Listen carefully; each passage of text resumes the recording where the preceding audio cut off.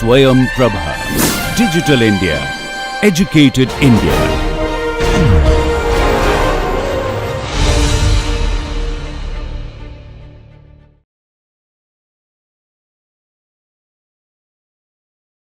We'll be having participants from healthcare sector, from the students, faculty, and not sure from industry, but yes, we can consider healthcare sector is the working professionals will be having.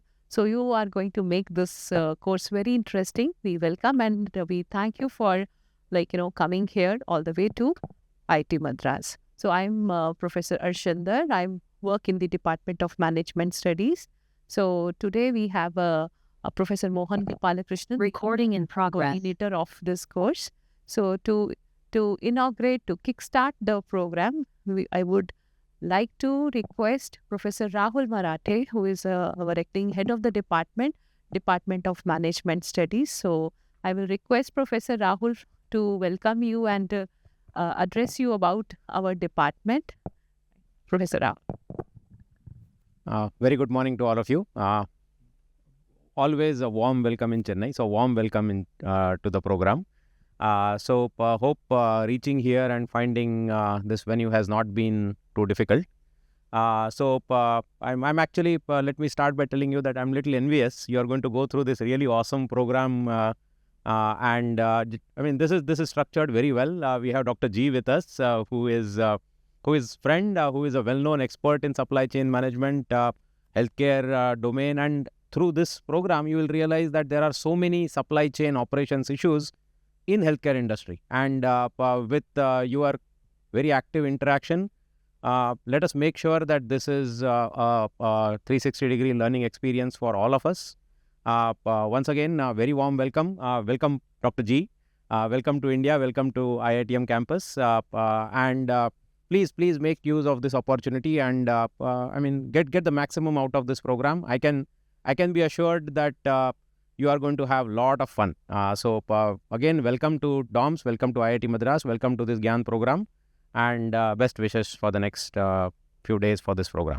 Yeah, so you can please feel free to visit our department in between the breaks, So we have strategically scheduled it 10 to 12 so that if you want to come little early, see the campus, you can do that. 2 hours break, and after 4 o'clock also, I think it is good time to see the IIT campus, okay? So feel free to contact me, Sujan Mandal. He is doing PhD here. You can reach out to him. We have Ms. Shubha outside, so she will also be helping you. Thank you, Professor Rahul, very much, for this warm welcome to the participants.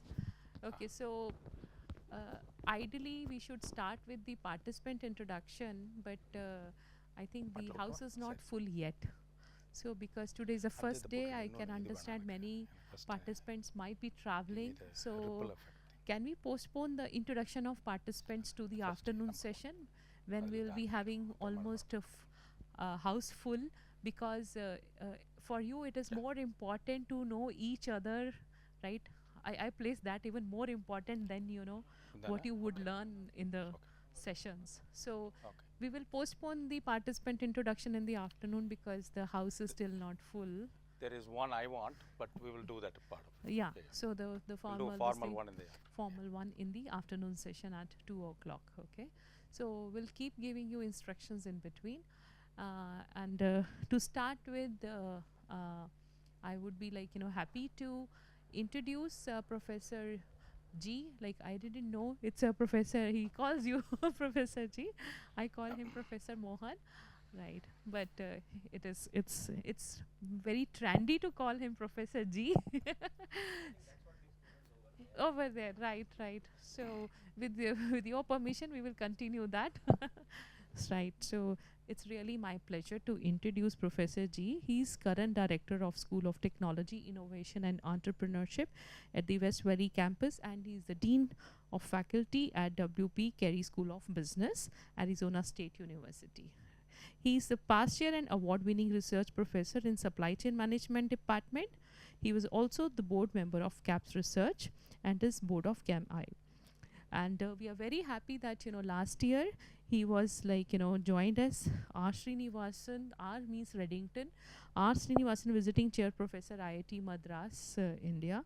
So his main research areas are operations planning and scheduling in supply chain coordination, both in global and humanitarian supply chain applications. So you will find his work in models and algorithms, design frameworks, right, and mainly in technology management, including pricing. He's a Fulbright scholar, and Dr. G has been involved with global comparative studies on healthcare supply chain effectiveness.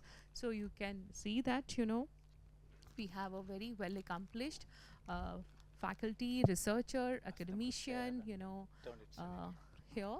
So I'm sure, this will be, this is just a glimpse of his profile, and I will give, like, this dice to him to further introduce or tell more about him to the participant. I would leave that to him. Thank you very much for accepting our invitation, Professor. And now the stage is yours. Thank you. Thank you so much. Good morning, everybody. Oh, come on. You can do better than that. Good morning, everybody. Thank you. Thank you. Sorry, it's not needed. Good morning is enough. Gopalakrishnan Mohan. Why Gopalakrishnan Mohan became Dr. G? We'll start from there because you are all in IIT Madras, so we need to have a technological and technical explanation to it. So in the US, which I moved, this August 15th will be 40 years. 40 years ago, I moved to the US. And even today, it's with all the Google translation, it's difficult to pronounce my name there. And so somebody, when email first came into vogue in the early 80s that I was there, people used to call me Dr. Gopalakrishnan, which is almost 22 characters they have to type. So somebody, when I was teaching productivity improvement, came up with Dr. G. And so that is a 67% improvement in your keystroke productivity rather than typing Dr. Gopalakrishnan. If somebody types Dr. G, then it's a 67%. How can you say no to productivity improvement, from a technical standpoint? So that's how it started. And then it became a brand. And so it stayed. And so thanks, Rahul, for rediscovering me as that. I go a long way with IIT Madras when in association with Rahul and others, again for the past 40 years that I've been. And so it's a pleasure today and the next few days to meet you all and talk to you. But first and foremost, we want to set a pretty serious tone about the issue that we are going to talk about in the next 5 days. So I'm going to start off like a movie, and I'm going to give you the climax of the movie right now and want you to be part of the climax as you identify the issues as I'm presenting this movie's climax to you as to what you want to learn in this course. That's how we are going to start. And so I have sent a small item which will be part of the climax, so you will feel that you are participating. The movie's name is going to be called The Ripple Effect. How one simple thing in a healthcare can have ripple effect, right? If you throw a stone in a water, how things ripple, that's what we are going to see happen. And that's how we are going to introduce this whole Gyan course on healthcare supply chain through the lens of research and analytics. So that's what we want to do. And I'm thankful to Dr. Kaur and my good student Susan Mondal for helping me putting this together. And a lot of PowerPoint slides that we're going to see is Susan's work pulling information. So thank you, Susan. So let's start. So I'm saying that this room has a lot of incredible brain power. You're going to do a lot more work throughout your career, hopefully if it's in the healthcare or wherever you are going to do, bringing a lot of theories that you will learn throughout your lives. And you're going to inspire people, hopefully as you move along, working with them, mentoring them, helping the systems become better as you're going to shape the future. So I depend a lot on your brain power to get us through the next 4 days as to what we are going to collectively learn. But today I want to bring the brilliance out of journals and articles into actually how do you solve problems. Okay, that's what we want to do, right? And this is going to be interactive throughout the 5 days. So do stop me if there is something that bothers you that needs more explanation. And the best way to learn is also with the peers. Soon we will put you into some kind of teams so that you have network effect when you leave this program. These become your friends. These become your kind of sources to go to later in life. So what you see in front of you, that's what I bought in Amazon. That is called a non-return valve. It costs about $3 to manufacture. It's a simple piece of plastic, right? As you see, that's why I want you, if you've not seen it, pass it around to everybody so that everybody can get a feel, touch and feel of this particular product, which is a piece of plastic, right? What's its purpose? It's in the IV tube. It's called a non-return valve, which means when the things flow into your blood, you don't want things flowing back. So that's the non-return part of the valve. Very simple, right? You look at it, simple, cheap, not a very expensive type of a product, and very ubiquitous, which is its role is very clear. You don't have to confuse its role. It's a very clear role. Stop things flowing backwards, flow one side. That's what it is. Then how can this small piece create ripples in a healthcare system is what we're going to see. So just for the people to know, you would see that valve is right there, right? So I don't want to go into all the details of the IV fluid thing, but when you look at this particular aspect there, you would see that that valve is part of that system. That's what it is. It stops the thing from flowing backwards, right? Everybody with me? So far you are all into the screenplay, so you know where it is going. Let's go into a hospital, right? So we are going to go into a hospital. Imagine yourself, now you are starting this tour, you are getting into this hospital. Doesn't matter which hospital it is, any type of hospital, government hospital, private hospital, doesn't matter. And we're going to introduce our characters for this ripple effect. We're going to introduce 3 people to you.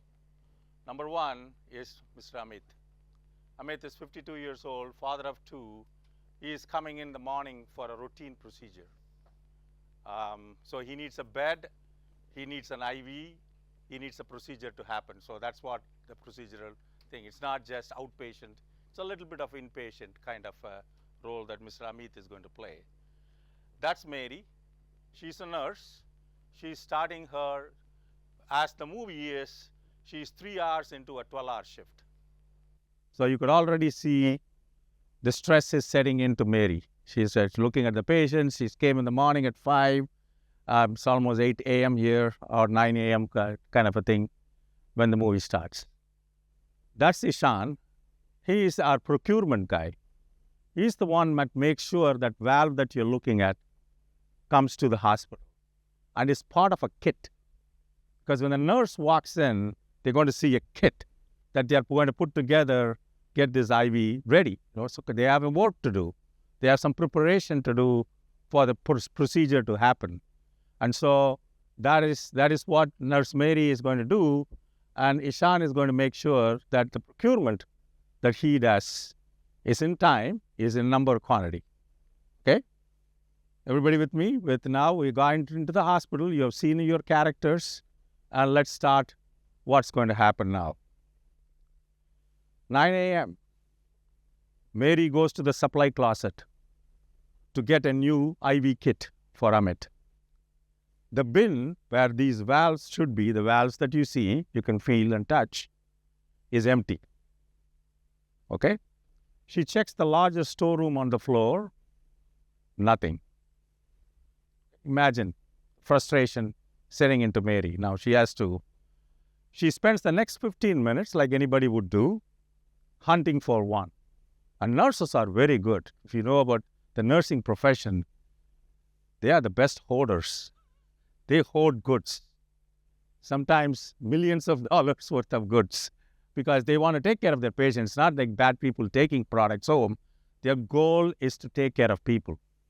And so now, if you imagine Mary now being frustrated, which because she's confined, but Mr. Amit is not the only patient, right? So she's got other patients. They are all flashing their lights to ask for help in a hospital that's busy in the morning. And so now you can start to see the effect of not finding that small piece that I just showed you with not being there. So now comes our good friend Ishan, who's supposed to be taking care of this, have the items there. So what happened? At 9:15 a.m., Ishan gets an irate call, obviously. Somebody has to take the wrath. And it's always the supply chain person who would take the wrath. You know, my wife teaches Bharatanatyam and the children dance. And when I introduce the mridangist will always say, blame it on the mridangist. If something goes wrong with the rhythm, blame it on the mridangist. Similarly, something goes wrong within a hospital system, blame it on the procurement person. And so Ishan now, the whole wing of the hospital is out of these valves. Now imagine the ripple effects importance. It's not just Mary. It's not just she that needs IV. Many patients need IV, and they are not able to get that thing that day. And his inventory system, okay, the whole wing is out of these valves. So his inventory system said he has 2 weeks of supply. Ishan is a bright person. He can know what the consumption of these IV and the valves are. And he has 2 weeks worth of these items. So even if you think on a particular day, say 100 patients go through this, and 100 valves are needed. And that means 2 weeks worth of that is still a small amount for a hospital to procure and store. From an inventory standpoint, it's not that heavy. So they probably, that's a nice policy, right? For 2 weeks is a cushion, nice cushion to have. But he's dependent on his data to say that something is gone wrong, that the data did not point to the right things that he needed, right? Now, Ishan is not an idiot either. He knows something, he has placed an order. Something is also constantly flowing into the system from externally. So the shipment that was scheduled to arrive yesterday, so yesterday's shipment was supposed to come, got delayed. Stuck at a distribution center 2 states away. And that could happen. I mean, there's a weather system that has prevented, whatever it is, some disturbance that has delayed the shipment arrival. Now, shipments to hospitals, for people who in the hospital system will get to know you intimately by afternoon today, will tell you that there are multiple nodes from where they'll get their supplies, right? So it need not be just straight from the manufacturer directly coming into the hospital. There are other storage points. So that's what the distribution centers are. But as distribution centers are also expensive. So you don't want to see a distribution center very close to your hospital. You want to see it, but it may be expensive, which is why the 2 states away kind of a thing, which normal situation, the truck should have come in 6 to 7 hours, but the delays are happening because of a weather pattern and completely, having an impact. So now you see, Ishan is stuck because he's not able to help right now. Mary is stuck, really. And so what happens? This is where one of the things you're going to learn also, and Sujan is an expert in it, he will help us understand, is resiliency. Hospital systems, healthcare, supply chains, with COVID and whatnot, globally, if at all one thing we've all learned is how to become more resilient. And there may be short-term resilience, there's long-term resilience. Short-term resilience is always expensive because you got to get through. Long-term, you think through, you scenario plan and come up with ideas, hopefully. So, why is it that these things happen? Because like anything else, healthcare is a very complex supply chain. Very complex. You can see that spaghetti going to the extreme to just explain to you that it is very complex. Many players, many uncertainties. I want you to understand 2 words very interestingly because what I've learned in life as we look at it, complexity versus complicated. Complexity versus complicated. Anybody knows the difference between the two? Complexity versus complicated. Okay, I came in today through a system from Mylapore to here. I was really complicated. Everywhere there was construction. I have been in this city many, many times. The flow is not the same when I move from Mylapore to IIT Chennai, to Adayar here.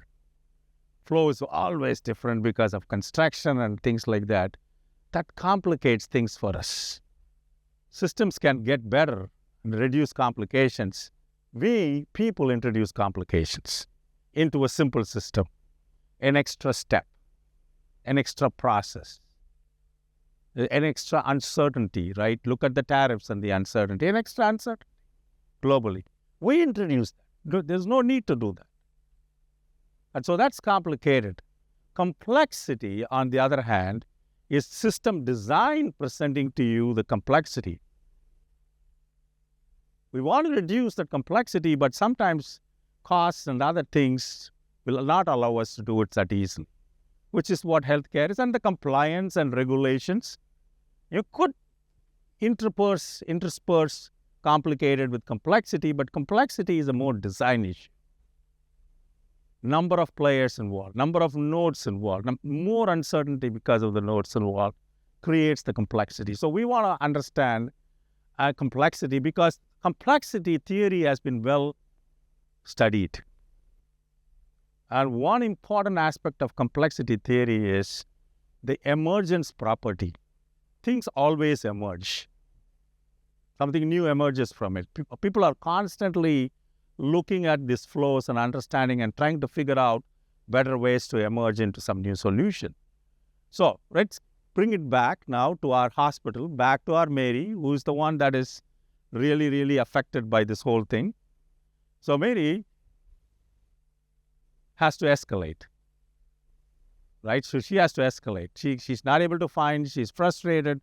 The other customers or other patients are waiting for her, so she has to escalate. A different, more complex type of IV setup has to be used for Amit. Again, as I said, Brazilians, they would have solutions. So she has a solution, but it's a little bit more complex type of an IV that she has to set up, which means it takes longer time for her to prepare. It's not the same with the valves and things that you see. Now, because it's more complex, and the people in the healthcare would say a secondary verification might be needed sometimes, because of the new complexity you're introducing, requires a second nurse to verify and costs the hospital 12 times more than this simple one. You got a solution. That's what we mean by resiliency. It's going to cost you more, but there's a solution. What's happened to Amit? His procedure is obviously going to be delayed because it was not available on time. So that has to be prepared, that has to be brought in. So there's a delay in the procedure, pushing back the entire schedule for that operating room for the rest of the day, right? So another ripple. The ripple of not having, again, look at that valve. People who have joined us new, you can pass it around. Look at that product. I think the gentleman at the back came a little late. So that's the product we are talking about. That's a shortage of that valve, creating this ripple effect. And so Amit's procedure is delayed, pushing back the entire schedule for the operating room for the rest of the day, right? Everybody with me so far? So we've now gone to this part where this climax is unfolding, but in an expensive way. And so that's the valve. Again, you're looking at it. It's maybe not exactly the same way, but it's a similar type of valve. It's a $3 piece of plastic, a single ripple. That's what we call, right? So that shortage of that single part is what we saw that to the extent I can, without taking you to a hospital, without going through that, I'm trying to set up the system for you. So now it's your turn, okay? I want you to take just 2 minutes at your tables, and I would love to see people sit at least in pairs so that there's somebody else you can talk to. But I'm going to leave that to you. this is the question I'm asking you. What are the hidden costs? Okay. The secondary and tertiary ripples. So the primary ripple is the lack of that product. That's the primary ripple. Want you to think now, what would be the hidden costs and what are the secondary and tertiary ripples, other type of ripples that you might see of this one. Seemingly minor stock out is what we have seen. So think about that and think beyond just financial. Think beyond just financial. It's a hospital system, so think beyond financial. Think about the human and systemic costs. So want to take next 5 minutes of your time looking at that. And if you want to sit in teams to talk to, want to come back and then ask you to help. For those who have joined us right now, good morning, welcome. What we have done is I took the class to a hospital through a movie. And in that hospital, there is a nurse. There is a patient who's coming in, and that patient needs a procedure. And the procedure needs an IV to be attached. If somebody can pass on that valve to the people at the back, I would appreciate. To both the tables. Okay. Sorry, careful. Yeah, one there. Pass that to the back, please. Okay. So that valve is missing. That valve that you see are holding is about $3 to manufacture. And that valve is what's called as a non-return valve.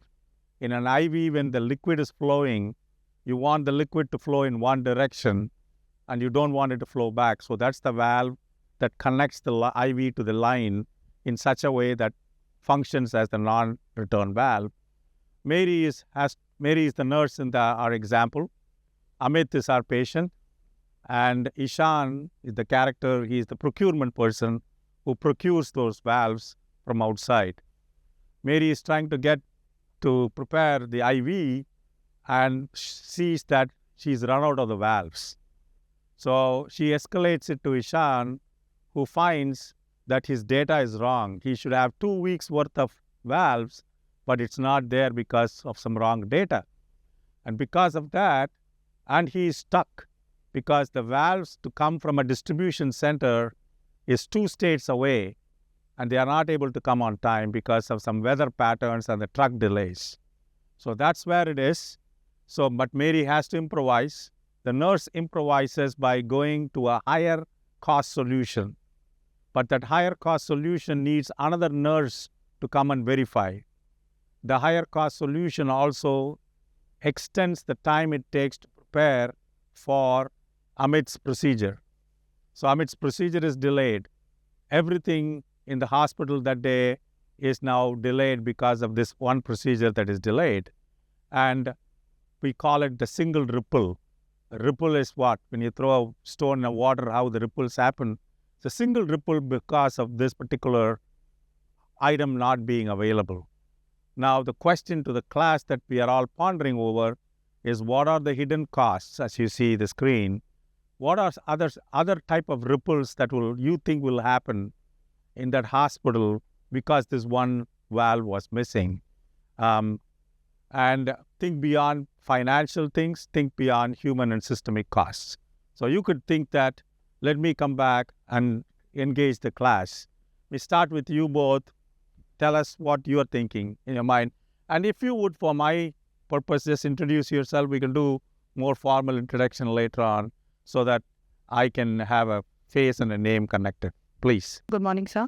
So I'm Rajapari, coming from Vendo. I'm studying Christian Medical College, so doing Master of Hospital Administration second year. So, sir, the thing you say, so first thing is it's going to take 2 weeks to get that order. What if he's undergoing some emergency treatment? Now, it seems the orders should be supposed to be placed within 1 or 2 days. So for that, he should make some other order. So he should place some other order. For that, it will cost around approx something extra only. So for that, it will cost around for us extra stocks and for ordering second thing. And So whatever has been prepared for the emergency treatment, that's gonna be get wasted.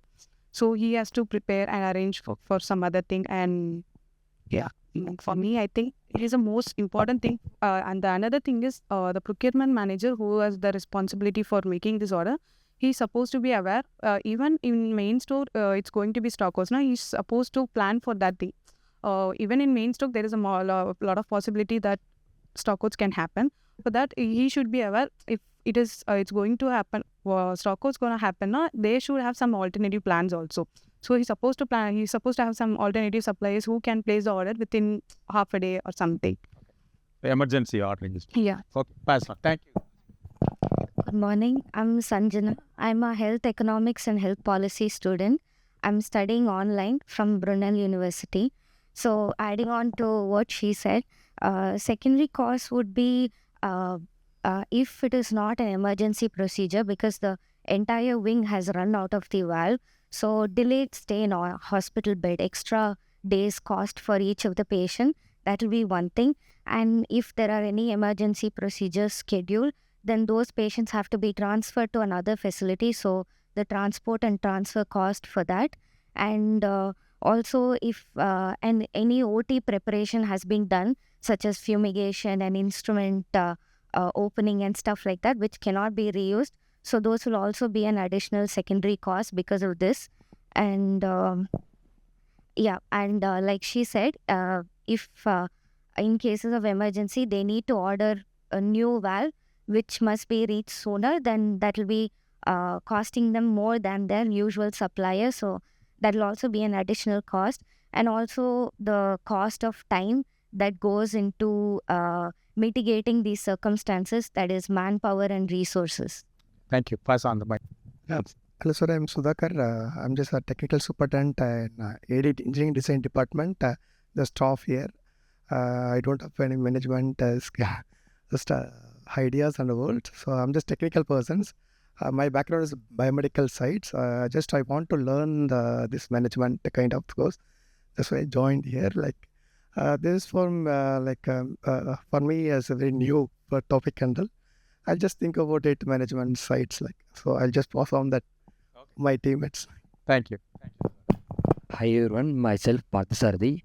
I am just graduated from college. I started a company called Mom Pharmacy, where we are trying to deliver medicine on minutes. So it's going to be less than 10 minutes to the end customer. I'm here to learn more about supply chain. Currently, I'm having a team of 28 people based out of Hyderabad. So the problem that we see is lack of communication between the nurse and the procurement guy. And another thing is they need to be prepared for worst scenarios where they ran out of these rebels. And they mostly lag into the last mile delivery. Good morning, sir. Good morning, all. I'm Rachel. I'm from Anna University. I'm doing PhD in supply chain management. So regarding this issue, when we talk about financial aspect, when we procure from other distributor and work on it, since the valves will be 2 weeks in delay, so that will be adding on to the points already mentioned. So, and if the patient's health is critical, then that will be a greater cost when it comes to that. And also, when we talk about the extras, the nurse and the doctors or everybody involved should put in. So that is again adding on to the stress factor and also emotional duress to the people involved. And also they have to they need to they need to have transparent systems in order to know what is there in the inventory and also prepare for the contingencies. Wonderful. Thank you. Pass on. Thank you. Welcome. Sir, myself, Dr. Mithun Banik, presently working as a Deputy Medical Superintendent of a subdivisional hospital in West Bengal. Sir, your question, what I found is that knowing that a alternative system is available in the hospital as a non-returning valve for the IV set. So generally what we found in hospital is that about 70 to 80% of the patients who are admitted in hospital, they are under IV. So if a particular IV set is disturbed or IV channel is disturbed, so we are hampering 70 to 80% of the patients. So accordingly, when the system are jumping from one particular valve to another particular valve, that need an approval from higher authority, and some senior nurse need to be involved for enter IV set. Means the nurses who are there, they need to be trained, and then they have to apply. Second thing is that, sir, there is a high chance of infection because the system is new. People are not aware about that. So if anything goes wrong, that's a junction point. So infection will occur. If anything such things happen, then hospital-acquired infection will go up, average length of stay will go up, and then patient dissatisfaction will go there, and brand value of the hospital will go down. So this is the tertiary part, tertiary cost. Your What do you think? Okay. Another thing. Okay, thank you. Myself, Rajkomal. I'm IIT Madras campus only. I'm pursuing a master's in construction management. I wanted to know about the supply chain management and what are the points he has discussed. We have discussed both that. Okay. Other than that, nothing other. Thank you. Pass it on. Hello, sir. Good morning. My name is Kanaran Das, and I am studying MBA in hybrid mode from IIT Patna. And simultaneously, I am working for a firm which distribute medical devices in MENA region. Okay. So what I come across here, distributes. yeah, Okay. medical distribution. So first thing first, sir, as you said, all the time when rhythm is not in line, all the time the guy who is playing that is not the culprit. Sometimes situation also arises that. Sure. And for time being, the hospital who is running his businesses, he must have the safety stock and everything in line. But the things came in, the ripple effect in its nature, it came without knocking the door. So it came somehow, and now the situation is how we are going to come across it, and what would be the secondary and tertiary effects. The first thing, they have the alternative. The best part is that they can deal it. The second thing, this information will go to throughout the like department. So wherever it is needed, it will be a chaos there. So that will burden extra on the supply chain guy or whoever managing the materials on there. The next thing is the patient who has the same procedure to follow. They have to wait for the time, or they have to deport from the other part to some other alternative at the patient side, not even the hospital side also. The secondary things which I could think is the pressure, as nurse is already has some shift gone with her, and she is not able to perform what she was supposed to do. So there will be some frustration or pressure build up on her side also. Other stakeholders, as I mentioned, the tertiary, which I could say, if this is the case, hospital has to run. So, and they had already placed the order as per their calculation. They didn't knew they had the mathematical things or whatever. So they had placed the order, but the order is stuck, and which was supposed to arrive yesterday. But it has to run. So in this scenario, they may go for other alternative sources. They may have to place some rush order to some other supplier who can deliver in shorter time. It will cost extra burden on manpower also, financially also, and as my friend said, it will be a brand deterioration also. Thank you, sir. Good morning, sir. My name is Tej. I am from Hospital Administration and Healthcare Management. I work at the National Cancer Institute in Haryana. So, in addition to what he has said, one is patient's dissatisfaction, patient stress, patient's attendance dissatisfaction, and the commotion that they will create, disturbed harmony among all this staff because they'll be blaming on each other. Time spent in calculating the internal lead time and external lead time now, and extra time spent on making the fresh order, which is beyond the already tendered. Sure. Thank you. Thank you. Pass to back. Let's make it a little quick. Good morning, all. My name is Manish Kumar, and I'm a first year student of PhD in IIT Roorkee.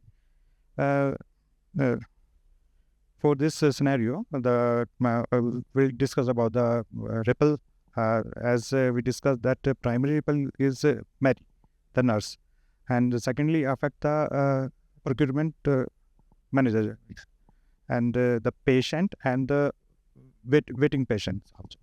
And the rest he will discuss. Okay, thank you. Good morning. My name is Siddharth Prajapati. I am a PhD student. My area of research is AI application in humanitarian supply chain management. So for this issue, I will say the goodwill loss of the hospital also, and sir, the patients who might be very critical can lose to the life also. Second thing, they can opt for a secondary emergency services. From the patient side, they have to incur extra cost. If hospital is managing, hospital has to incur extra cost for transferring the patient to nearby their company. And second thing is maybe the manufacturer and supplier involved in this, the information will pass that maybe some bottlenecks in the whole supply chain. So it has to be identified. Second thing is the planner, which are planning. The planning has gone failed also, so it will cost extra planning cost also. Thanks. Thank you. Hello, sir. My name is Vijay Kumar Gola, and I'm research scholar at IIT Roorkee, DOMS department. My point is the solution that we can align with other hospital in emergency condition to borrow, and whenever our stock is come, we can return it. And the second is Mary's focus shifted to one person, which affects others. Thank you. Pass on to them.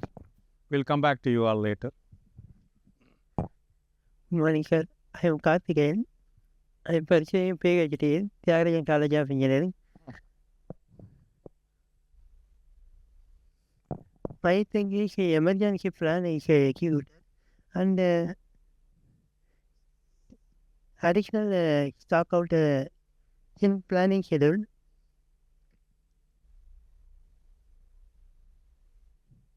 And I think. Thank you. Pass it on. Good morning, sir. Good morning, ma'am. Good morning, everyone. My name is Pritham, and I am from Assam. I have experience couple of years in hospitality sector. And now at the point, the lack of the engagement of the HCM team, or because they can use real-time software for tracking inventories, and I'm to at this point. That's all. Thank you. Okay. Thank you. Well done. Let's see what will happen.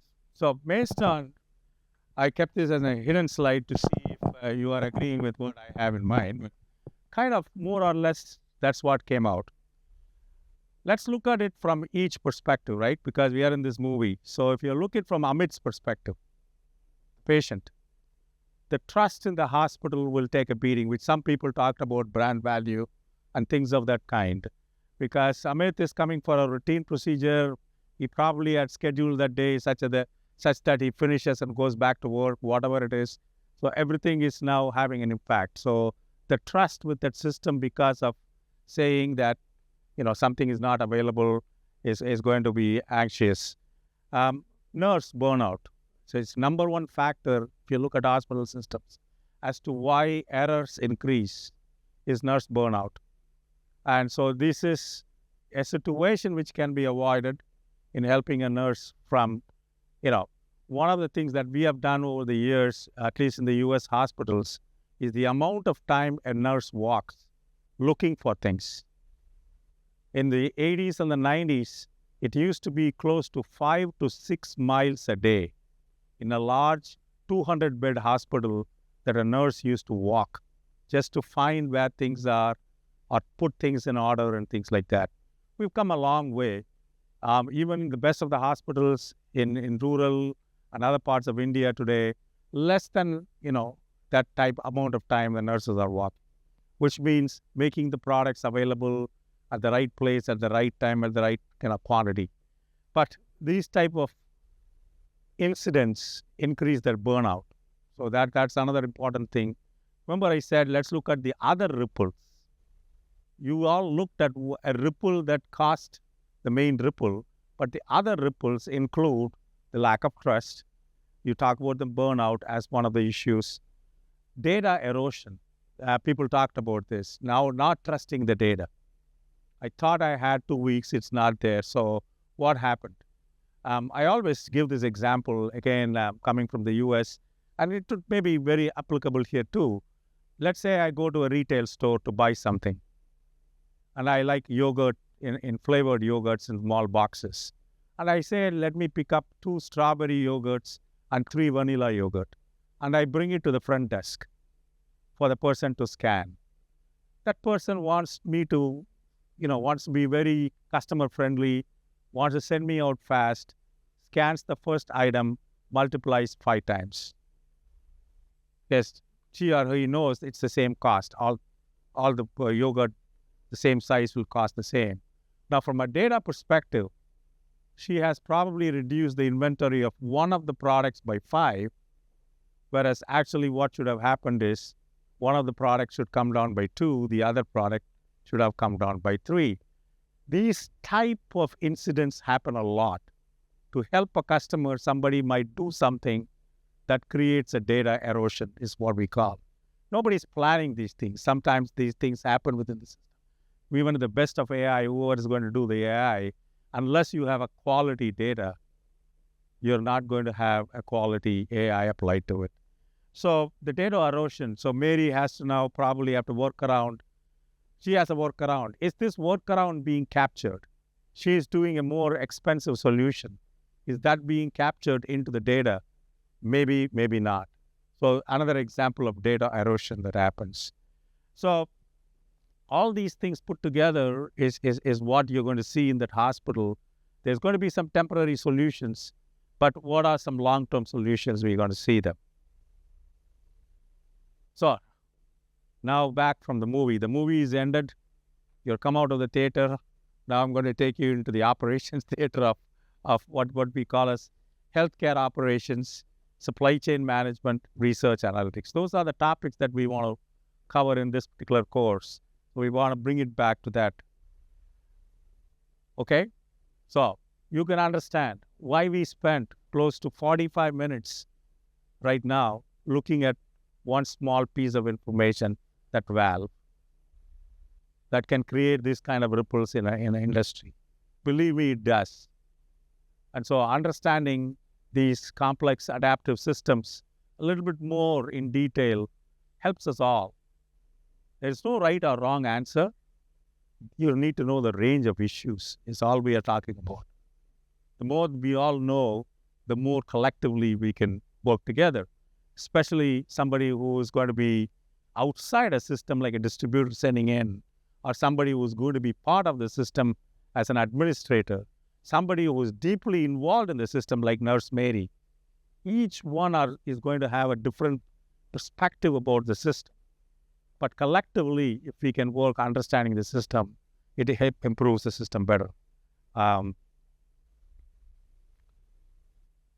you to take this particular line away as we look at. Everybody is talking about this throughout the world. We are data rich, information poor. We are data rich, information poor. You got all the data that you need today. Everybody is talking about tons and tons and mountains of data.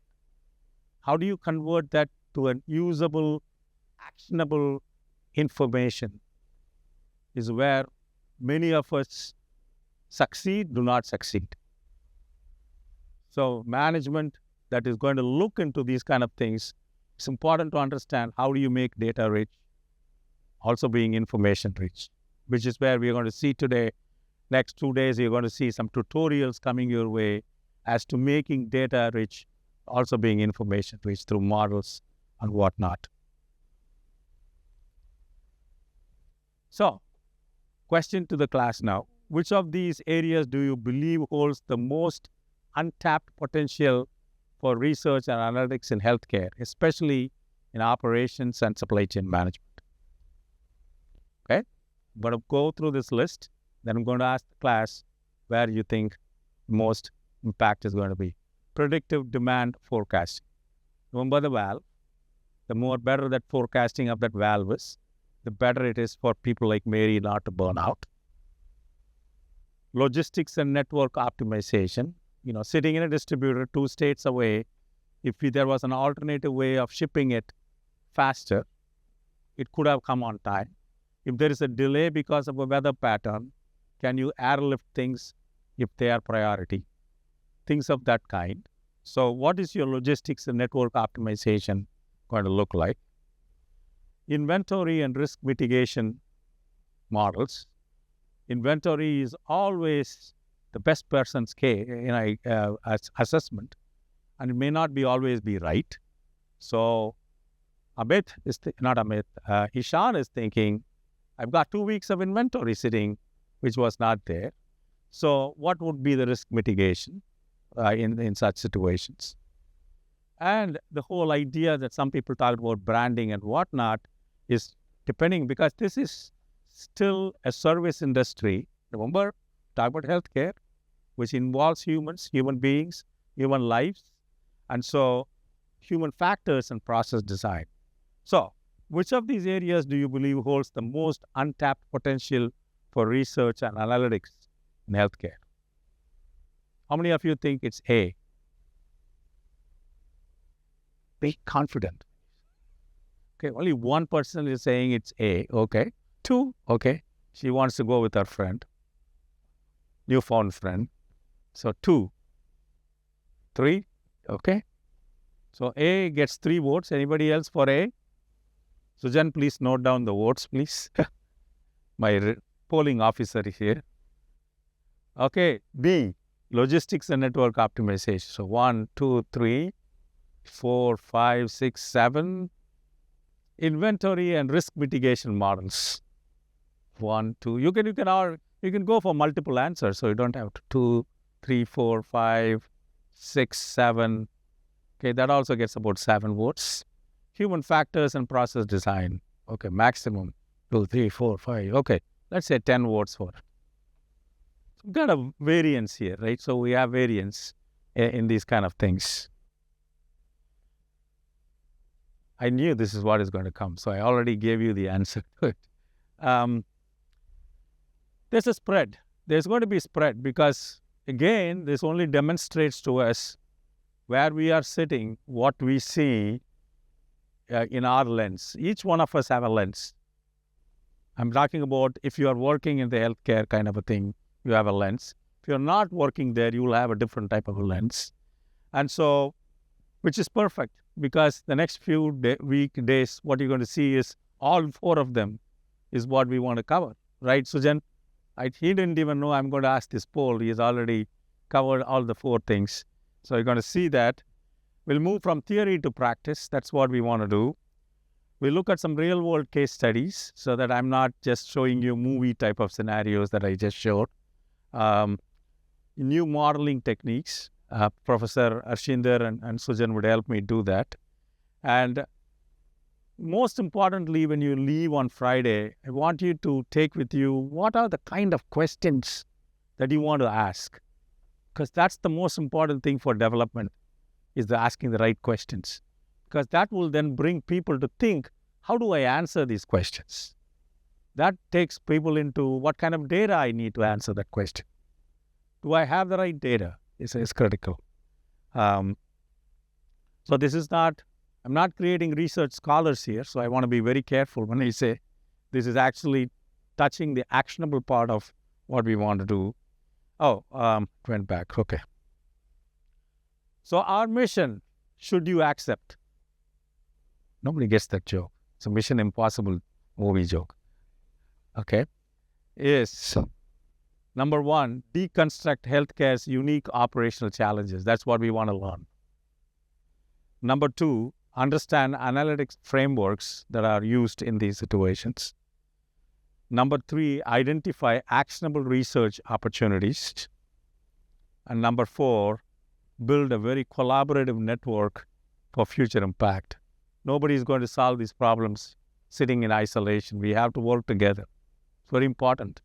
When COVID happened, in the state I am in the United States, there are 27 large hospital systems, or independent hospital systems.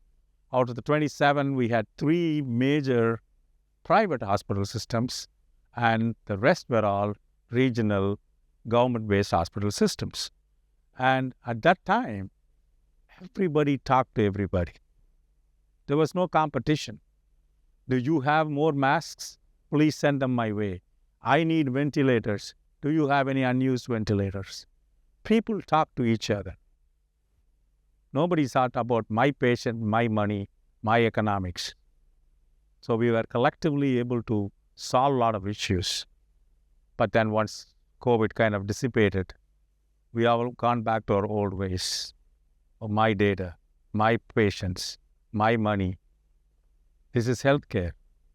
So let's at least in this room tell each other we're going to be collectively solving issues, not solving them in a siloed manner.